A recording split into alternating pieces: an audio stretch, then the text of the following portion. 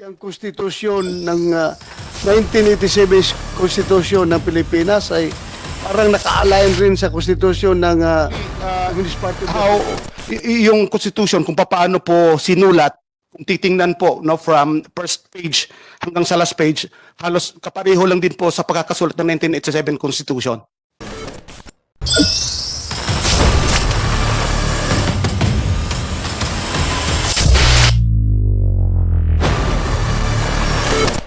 So mga kabanat, isang dating surindere na galing sa makakaliwang grupo ang isiniwalat mga kabanat na ang konstitusyon ng bansa ay kahalintulad din pala sa konstitusyon ng Communist Party of the Philippines. So hindi tayo magtaka mga kabanat dahil nga yung 1987, no? Binisto kasi itong mamaya ipapapanood ko sa inyo. Ito yung konstitusyon ng nagtaka daw si Senador Bato de la Rosa Bakit daw yung konstitusyon ng CPP-NPA parang similar daw sa konstitusyon ng ating bansa. Sino bang gumawa ng 1987 constitution? 'Di ba? Pinalitan 'yan ni Cory Aquino. Kung napanood niyo yung video, kaso may cut, hindi ko na pinakita sa inyo lahat. Pero in-explain na rin ito ni Canuel na yung 1987, no, nung bago na pabagsak itong si dating President Ferdinand Marcos, ay sanib-pursa ito pati yung mga makakaliwang grupo para mapabagsak. So sabi ni Senador Bato de la Rosa, parang nagtaka siya nga bakit daw yung constitution ng CPP-NPA parang similar. Sabi naman ni Canuel, talaga daw magka-similar from first page daw, pag binasa mo daw hanggang last page ng konstitusyon ng CPP-NPA ay halos magka-similar talaga. So ibig sabihin mga kabanat, doon kinuha ng nagsulat ng 1987 constitution, sino may itong Siraulo ang nagsulat, no? Talagang hindi nag-isip, hindi pinag-aralan. Sa totoo lang, nung sinulat ng 1987 Constitution ay talagang hindi naman talaga pinag-aralan yan. Nag-create kaagad yan si Corazon Aquino mga kabanat. Kaya nga nagkawandang-wandang ang bansang Pilipinas dahil dyan sa konstitusyon na ginawa ni Cory Aquino. Panoorin nyo ito mga kabanat. Medyo shortcut version na lang tayo. Sa part na lang ito ng Local areas where they are so that they can give clear substance to their propaganda and agitation. Itong situation na to, ito ina-explain niya kung paano nagsimula itong propaganda ng mga makakaliwang grupo no? Paano nabuo itong Kabataan Party List? Ito in-explain niya rin dito. iba before the Itong pinamunuan niyo ni Manuel Raul mga kabanat na party list, paano ito nabuo at sino ba talagang nagbuo nito? declaration of martial law, no? Pero ito yung mando, no? Ito yung sinabi ng CPP na kailangan na mag-fit in, no, sa bagong sitwasyon yung CPP. So anong ginawa nila kasi martial law, no? All dissent, all opposition at the time bawal no? Pero talagang nagpursige yung CPP. Nagsimulang nagkaroon ng isang malaking rally ang mga manggagawa sa La Tondenia na sinundan naman ng malawakang rally ng mga estudyante, no, from different schools in Metro Manila, using the issue of tuition fee increase, no? That started in 1975, series of actions until 1976. At yung mga malawakang kilos protesta po na yan sa Metro Manila ay nagbunga po ng pagkakatatag ng League of Filipino Students noong September 11, 1977. So kahit martial law, talagang nagigiit sila kasi ang gusto talaga nila yung mga estudyante, ma-radicalize yan and later on ma-recruit para maipadala po sa bundok, para hindi lang para maging fighter, kung hindi magiging kadre, no, ng CPP-NPA. So yan po, na-organize yung League Filipino Students. And noong 1980, yan po yung kasagsagan talaga ng Marcos dictatorship, Napakaraming different political organizations na sumama sa campaign na yon, no? At nakita ng CPP na ang isang malakas na organization ng mga estudyante ay ang Student Christians Movement, no, in the Philippines. So ang ginawa ng CPP, pinasok, in-infiltrate itong organization na to, na supposed to be religious yan, no?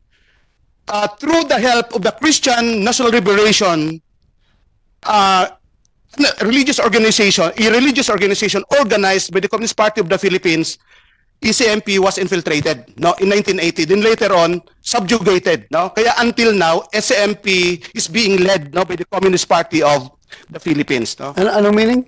ECM?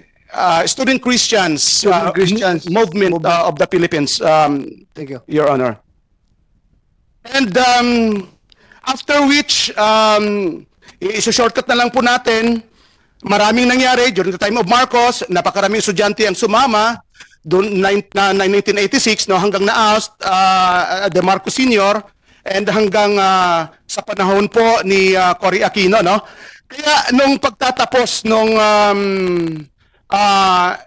ng termino ni former President Fidel Ramos, naitayo yung Anak Bayan.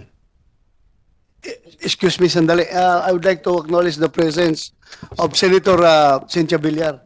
Ma'am, thank you for attending this hearing. Salamat, ma'am. Go ahead. Please continue. Thank you, Mr. Chair. And yun nga, 1998, the Anak Bayan was organized. No? Ito ay isang patutuunan naman na yung CPP ay talagang mayroong specific program for the Filipino youth. No? Kasi yung mga previous organizations like LFS, SMP, NUSP, CEGP, school-based yan. Ngayon, ano naman i-organize yung mga kabatang nasa communities? So kaya sinabi ng CPP, okay, let us organize Anak Bayan. Kasi yung Anak Bayan pwedeng sa loob ng paaralan, pwedeng sa mga komunidad, pwedeng sa mga baryo, no, kung saan may concentration ng mga kabataan. Kaya Anak Bayan was founded in 1998. And Tagal na rin tapos pala po sa yan, Anak Bayan. Ito, mga ilang taon ang nakalipas na kung saan yung CPP nag-organize din ng mga party list na organizations and participated in the party list election noong 2001 and naipanalo nila yung Bayan Muna. Nakita nila na dapat magkaroon din ng party list no for the Filipino youth. So kaya noong 2003, the Communist Party of the Philippines organized Anak ng Bayan, no?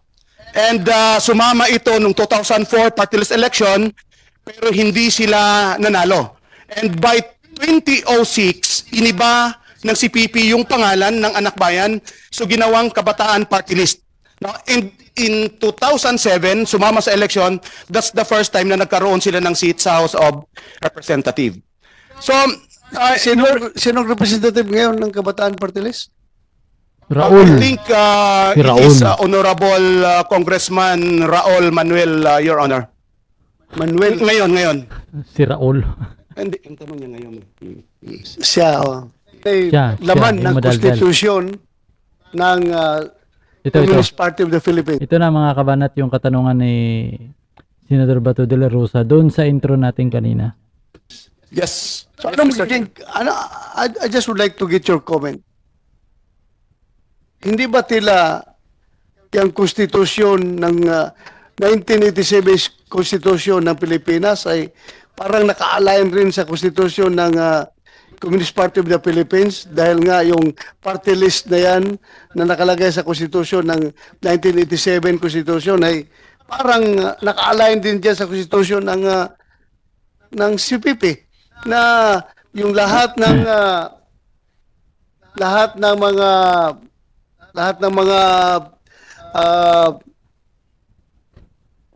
sektor, labor, student, peasants, lahat ng sektor ay ini-empower, di ba? Parang, ako lang, I'm just wondering, parang naka-align, ano? Yes, Mr. Chair. Actually, yung Constitution, kung paano po sinulat, kung titingnan po no, from first page hanggang sa last page, halos kapareho lang din po sa pagkakasulat ng 1987 Constitution. Grabe naman. Kaya nga, naobserbahan ko, kaya tinanong kita. Ibig sabihin talaga, yung nagsulat ng 1987 Constitution, bistado, no? Bistado talaga. Komento mo dyan. So, a lot of things must be done pagdating sa ating konstitusyon. Dahil nga ito talagang party list system. Hindi naman, hindi ko, I don't mean yung party list ng mga matitino Yung party list talaga na ginamit ng komunista, ginamit ng National Democratic Front, CPP, NP, NDF, para ma-infiltrate itong mga sectors na ito at ginamit para sila maging legal front ng the armed struggle. Sila nga yung nasa parliamentary struggle, di ba? Nagsusuporta sa armed struggle ng NPA. Kaya nga dapat magkaroon kayo ng ng pag-audit. Sana lahat ng diyan ang auditin nyo yung kung saan nila ginastos yung kanilang pera. Kasi per year mayroon niyan, hindi ako magkakamali. Napakalaking per year nakaraan nasabi 100 pero parang nahati, palagay natin 50 million per year. Sana makita kung saan ginagamit nila yung pera na yan para malaman nyo kung talagang ginagamit ba sa tama.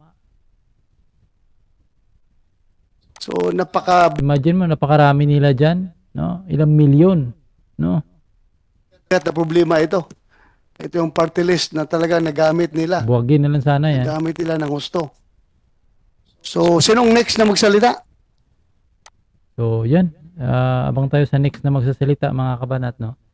So, maganda yung sinabi ni Noel, itong nag-surrender din. Pero spokesperson ng NDF yun na nag-surrender.